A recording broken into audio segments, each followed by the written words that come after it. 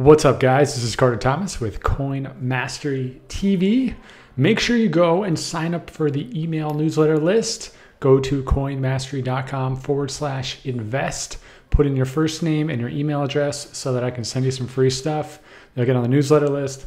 It's going to be great. If you're listening on the podcast, make sure you go sign up on YouTube at coinmastery.com/YouTube. Or if you want the audio of these videos, you can download it at coinmastery.com/iTunes or /Android for the respective platforms.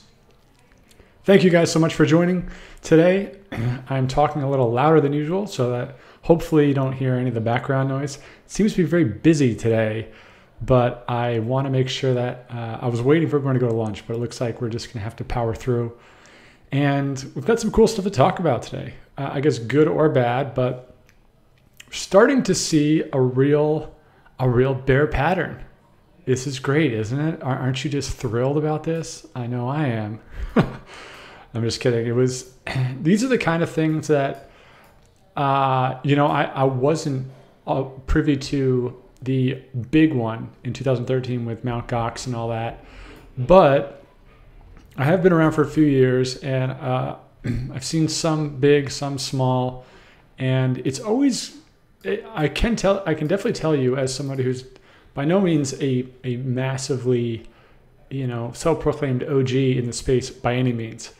But as somebody who's seen this happen a handful of times over the last few years, it definitely gets easier and even more fun as this happens, because not only do you know it's coming back, you know that you can have a plan and you can do something about it.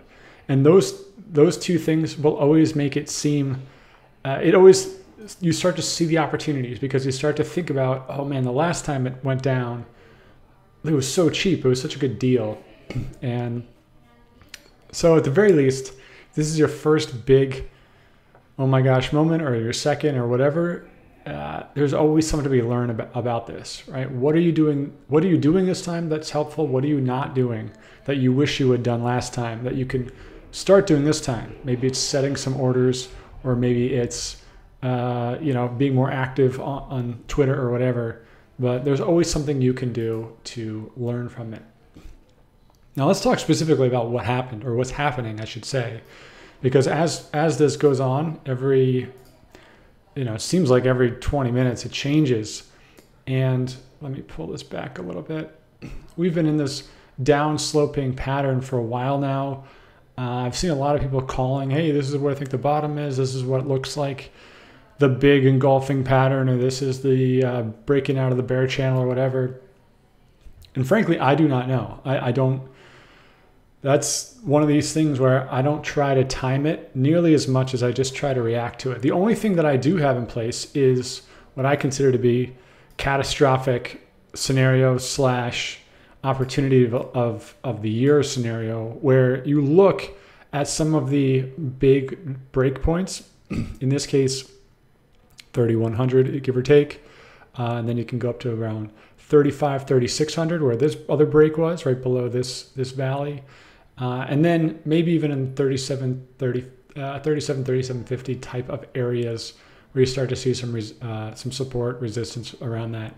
The other place you can look at that, which I don't know where to look at this on TradingView, to be perfectly honest, is in the order books, in the where you can see the buy and the sellers. I honestly don't know where that is in TradingView yet. Shows you how dialed into the software I've gotten. Just for the record, this versus Coinigy, I personally can't really tell the difference. So that's why I'm just using TradingView. I'm sure there's a lot more to Coinigy that I'm not using, but that's the only reason why. The big question for you, I'm sure every single person out there is wondering, is when is this bottom going to hit? More importantly, should I buy now? Should I wait to buy? What should I do? And unfortunately, I do not know the answer to that. What I can tell you is that I tweeted about this. I personally always try to dollar cost average while things are going down. In the buys get bigger and bigger as it gets lower. So for example, I've been buying since it started to go down, since we had a couple of these big drops around 46. And I've been buying every time it goes down 4 to 5%. This is exactly what is in that checklist, if you have that checklist. And then I wait, and then I buy. If it goes down 5% again, I buy a little bit more. And the more it goes down, the bigger those buys get in. And then the biggest ones are down at 31. The second biggest are at 35 or 33 or something like that. And the third biggest are at 36. And then the rest is just kind of dollar cost average money. And if you don't have a big budget, that's okay. You can just, whatever strategy works for you, that's just what I've done.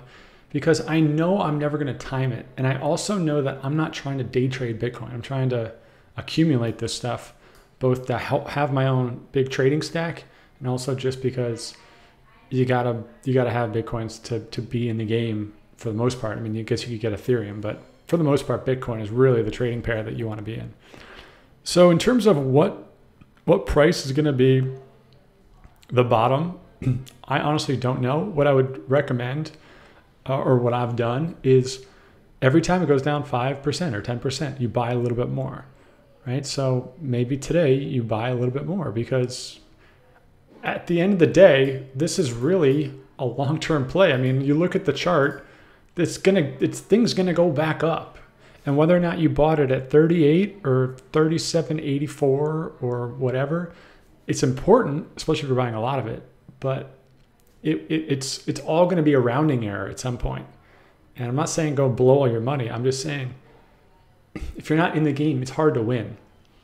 And when you give yourself the release of or the whatever you call it, the permission not to have to get it right every time, it's a huge weight off your shoulders, and you start to just, you follow the system, 5%, 5%, 5%.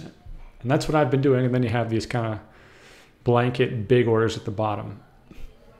It's worked out really well for me so far over the last couple of years.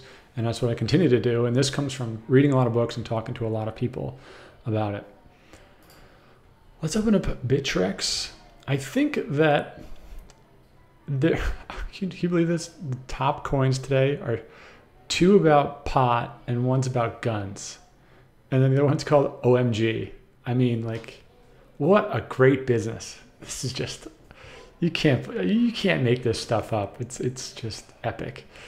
I want to talk quickly about how you can pick your prices.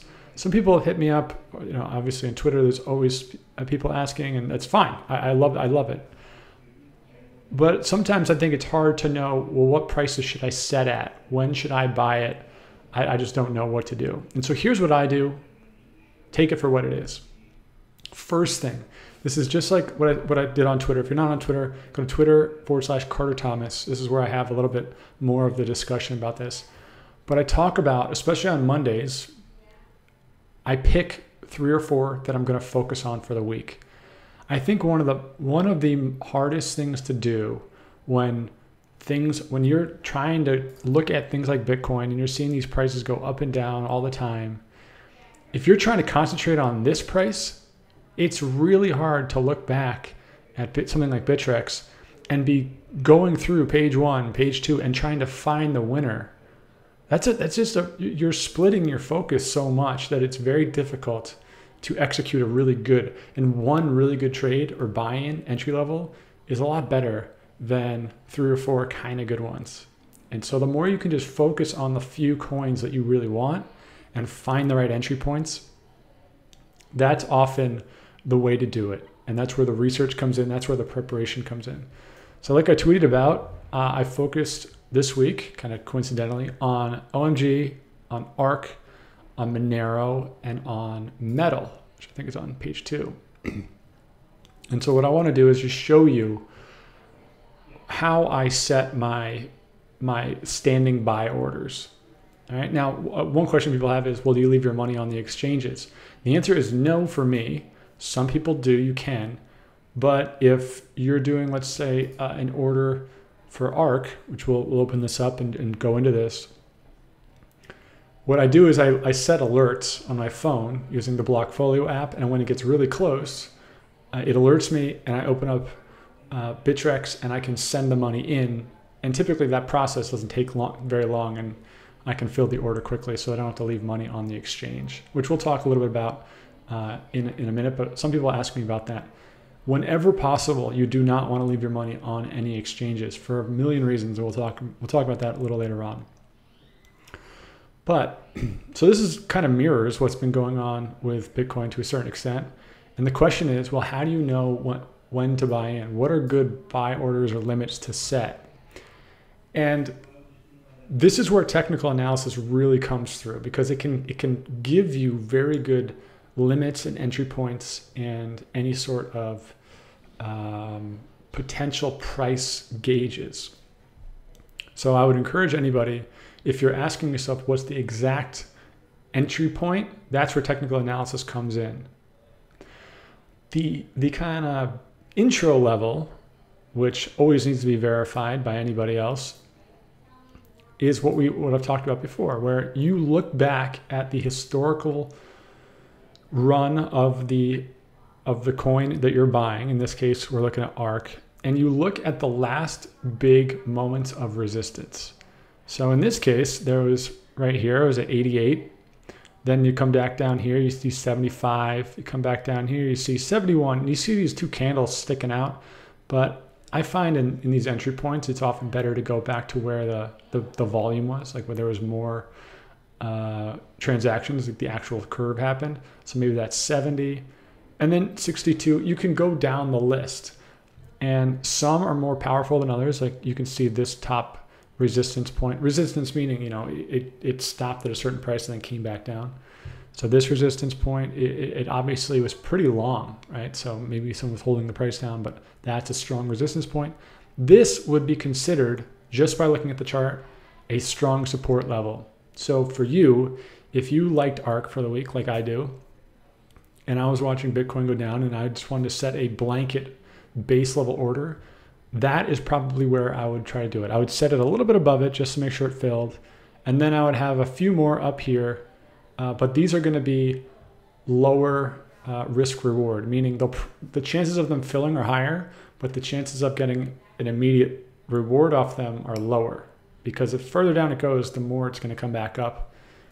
Loosely speaking, there's a lot more to it than that, but for a lot of you, I think that's just a great place to start. So that's what you do. I mean, that's really it. And then you can open up, pick out any of these coins that you want. Let's look at OMG, right? Just because I've been looking at this a lot. Same thing. Anyone, you want this Chrome plugin, it's called Bittrex Enhanced. Puts the TradingView charts in there. Go check it out. Same thing, right? Where you go back and you look at the historical resistance levels, and that's where your buy levels are. And there's different things you can do about, was it oversold? Was it undersold? Did it have any sort of momentum behind it? All these different technical indicators that you can get into, but the easy way to do it, to at least get you in the ballpark, is to look for previous resistance levels, and then you can look on the order book and see where there is existing support, which is more obvious in certain charts than others. But I think that that's really helpful, because at the very least, you want to have a semblance of a plan as you get in, just to give you a baseline. And then if you want to fine-tune it, you could start to look at the technical stuff. But at the very least, that's really a good way. Fibonacci is another one, but I'll leave that up to the technical guys for this discussion's sake. All right, so in terms of which coins to pick, like I said, I'm a big fan of OMG, of ARK, of Monero, which, Monero's been rock solid during this whole thing, which makes me believe this is when you start to see the kind of unique profile of these coins, where to me, this just means that a lot of Monero holders just aren't interested in selling. That to me it's interesting, because it obviously has the upside potential, but it's not getting sold off the same way other things are. It's not getting traded as often. There's a lot that goes into that, but you can start to see the profile of these charts, and that bodes well in other. Some get dumped really quickly. They mirror Bitcoin very easily. Some, like Monero, are different. So with your coins you have, go through that exercise. I think it'll help you a lot. The next thing I want to talk about is this idea of governments getting involved in Bitcoin. Obviously, the big news yesterday and continuing today is with JP Morgan, with Jamie Dimon, with the Chinese government. I mean, there's a million things going on. The next obvious question, in my mind at least, is how much more can governments around the world really get involved in actually trying to ban Bitcoin? And there's a lot of different ways to look at this, and I just want to paint a larger picture, right, as we do in this particular TV show or YouTube channel or whatever you want to call it, with this idea that I do not think that this is ever going to be illegal to use. I don't think that there's ever going to be a situation or a scenario where any government in any part of the world just bans it completely, because it's too global at this point.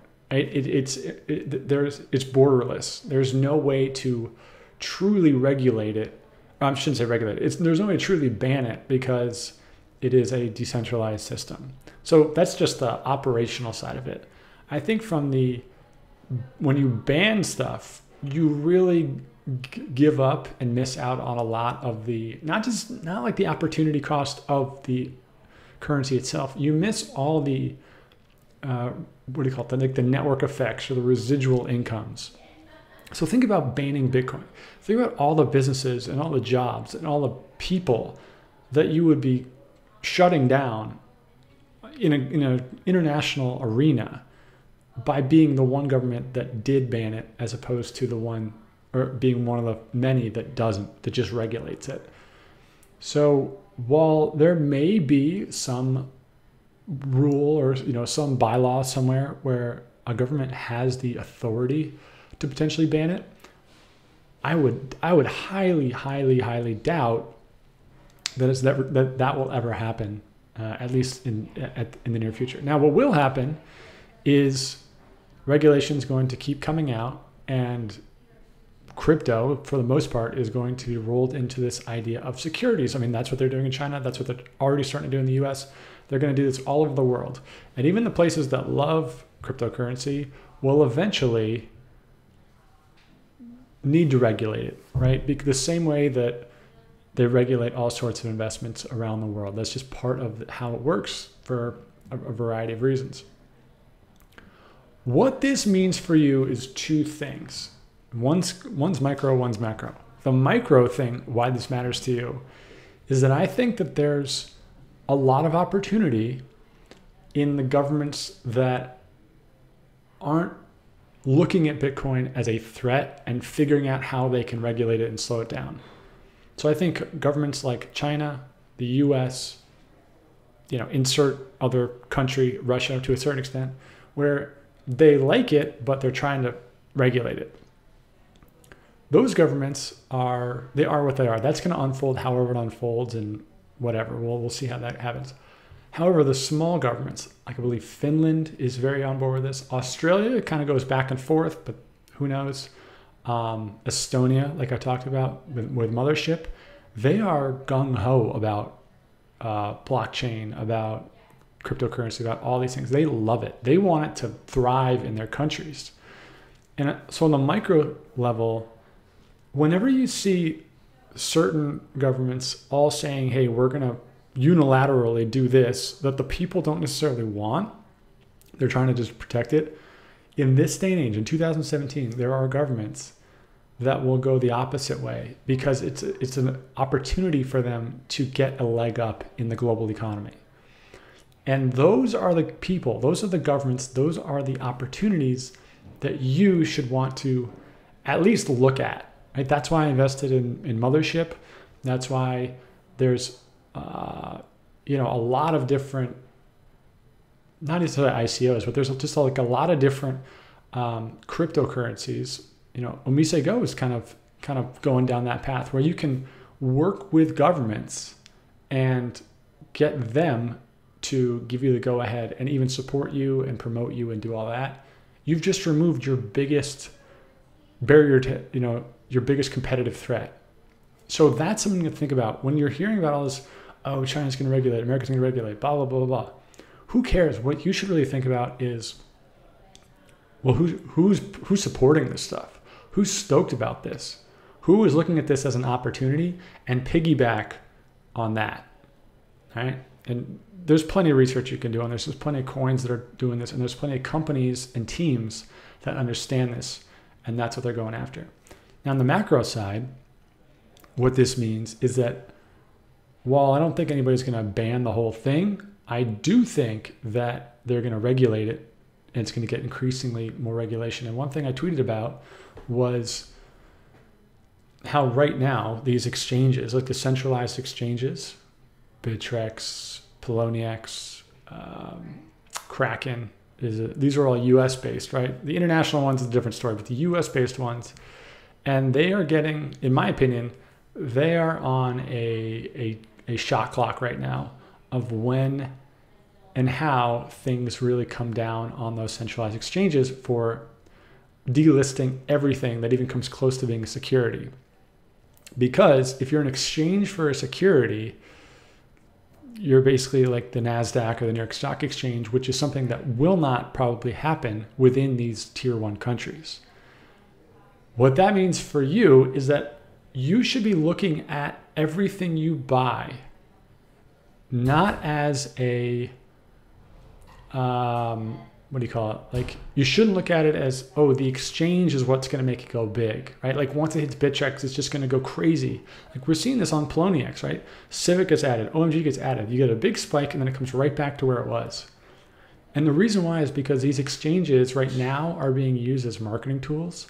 They are not, that is going to go away. It's just like the App Store, where it's just a place to hold and house exchange, like a true exchange. And that's what happens when it gets decentralized, right? Breaking this down for like what you really care about is that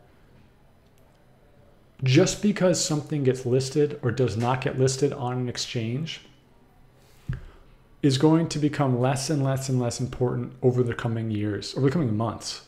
In 12 months from now, you can look at this video and I can almost guarantee you that whether or not something is listed on Bittrex does not matter nearly as much as how good the company is and how good their marketing is and how good they are solving a real world problem and making money. Just like venture capital, as opposed to right now, where the game is really, can I get exposure? Can I get on page 1 of Bittrex so that everybody sees me? That's going to get regulated away so that the exchanges lose their power. And so as you are investing in coins, thinking about this macro picture, you got to have 2 things in mind. One, what company am I investing? It's not what coin. It's not about like, is it the fixed supply? Am I going to be able to arbitrage it on the ICO exchange? That's just, that can work, but that's not a real strategy. That's going to go away in a couple of months. So you could try it, but the real game is finding winning companies and buying in early and getting a sweet deal on it and letting the company build itself, and you own equity in that company, which eventually, if you ever want to sell that equity, you could find something like a 0x project. So you got to start researching on like companies, not like coins, like there's some math formula where the arbitrage works. That's going to go away. I've seen this happen in so many, like Amazon's the same thing. The App Store is the same thing, where the marketplace becomes the marketing. And that's exactly what's happening here. And it's going to go away because of regulation. The second thing to think about, which is a question I think all of us ask, is what's always going to be listed on Coinbase? Because that's as close as the New York Stock Exchange type of situation will get. And the answer is really going to be the big ones, right? It's going to be Bitcoin. It's going to be probably Ethereum, assuming nothing catastrophic happens from a regulation standpoint. Probably Litecoin. And then you can start to do that Howey test and look through all the big ones. And Brian Anderson has publicly said how that's how they select the next coin, right? Regulatory compliance is one of the biggest things that they look for. And so looking at your portfolio, asking yourself, which of these are real companies and which of these have staying power to be listed on something like Coinbase or on some of these like major institutional exchanges that anybody will be able to access even within the regulatory environments. Does that make sense? You see what I'm saying? The reason why I'm bullish on Bitcoin Cash long term is because I think China is going to give Bitcoin Cash that hall pass, and they're going to be able to get listed everywhere where everything else gets delisted. That's just a theory. But in the US, I think you got Bitcoin, I think you got Ethereum, I think you got Litecoin, and then the rest is really just, everyone's trying to figure that out. But I can't stress enough how much this is going to look like venture capital, and it's not going to look like NASDAQ. This is not going to take over stocks, even though that's what it looks like right now. It is going to become just an easier way for you to buy equity in a company. That's all it is. It's a new way to raise money, but the companies and the business models do not change. And then through the process, you'll have new ways to be liquid in your holdings, right? Same way if you own some shares of Airbnb right now, there's a few ways you can liquidate those on secondary markets, but it's you got to go through all these different layers of it's just kind of a crapshoot. This changes a lot of that. So that's what governance. It's not someone to be feared. It's an opportunity. You always just gotta. Where's the opportunity? How can I capitalize on this? Always be thinking about that. Last thing I want to talk about. This continues to come up, and for anybody who emails in or hits me up on Twitter or YouTube or whatever, I genuinely my heart goes out to you. Like if you got ripped off, if you got scammed, if something happened to you, I'm really sorry to hear that, especially if you're brand new. This is a crazy business in that sense, and that crazy stuff happens. But there are things you can do about this. First thing, like I talked about, go get one of these wallets. Guys, I don't just go to trezor.io or ledgerwallet.com, right? You don't even have to use my link. Just please go get one of these and put your stuff on it. Do it today. Get it off these exchanges. Do not click on links in emails. Make sure you type in URLs into your browser. All right. And this isn't just people that are brand new to crypto. This is happening to a lot of people. There's nothing necessarily to be scared of because you can protect yourself very easily. You just got to actually do it, right? You got to have your stuff printed out. You got to have your passwords. You got to have your hard wallets. And don't put it off. Don't make an excuse that, oh, well, it doesn't have my coin, so I'm not going to do anything about it. Go find a desktop wallet or whatever it may be. But it's so important, guys, to do this. You'll notice on YouTube, like there's people that are putting stuff in the comments trying to pretend to be me.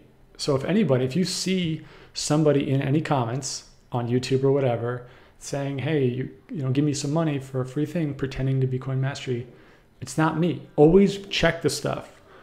Click on it. Look at it. Does this look legit? Does it feel weird that this is happening? Like, what is this? How can I verify this? Right? And everybody, all the ICOs, everybody's trying to help you and trying to keep things legit. But the reason why this is such a big revolution is because it's handing you the power. You are responsible for your money. You have to take it seriously. This is real stuff. This is your shot. You gotta take it seriously. So get one of these wallets, get the desktop wallets, make it part of your procedure to do it. If you're wondering what wallets, or let's say you have some random coin and these wallets don't hold the coin, that's not an excuse not to go figure out where you can put it. Do the research, go get it done. Because it kills me when people let me know that they got hacked or someone ripped them off or whatever. Because I mean, there's nothing you can do in crypto. This isn't a credit card where you can cancel it or do a chargeback. This is gone. So again, I don't want anybody to wake up and have all this, just go away because of some mistake they made. And the good news is there's a lot you can do about it. You just got to go do it. So like I said, I don't even care about using my link. Just go get one of these things. Get the Trezor or get the Ledger. Go download the desktop wallets, print out your private keys, keep it safe, everything like that. It's really, really, really important. I just want to harp on this because I put this off for a long time. And then a year ago, I picked up a couple treasures and it was really easy to do. And oh my gosh, it's an unbelievable feeling to know that you are really safe, that your crypto is not going anywhere. So go get this stuff, make it happen. This is your future, right? Like, you got to protect it. And when you do, you can reap the benefits of owning all this stuff, which is great. All right. With that, I think we're good to go. Kind of a mishmash here. Bottom line with Bitcoin, I'm just going to keep watching it. Again, keeps going down. I'm going to buy every 5%, and I got those big orders lined up. And with Bittrex, I've got my levels set for ARC, OMG, Monero, and Metal.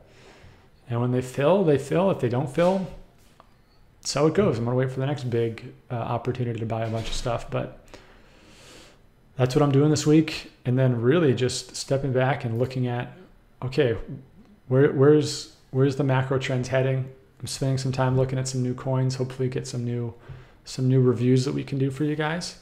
And, taking time to just back everything up, make sure everything's all set, make sure that I got a plan, make sure I got a strategy, make sure I'm protected, make sure you're protected. Cool. Terrific. Well, again, guys, thank you so much for joining me today. If you haven't already, go sign up for the email newsletter, coinmastery.com/invest. Working on a cool new website design to make it look a little bit more legit than the WordPress blog I whipped up. So it's cool. We got a good thing going here, and glad to have you guys. So I will see you tomorrow. Peace out.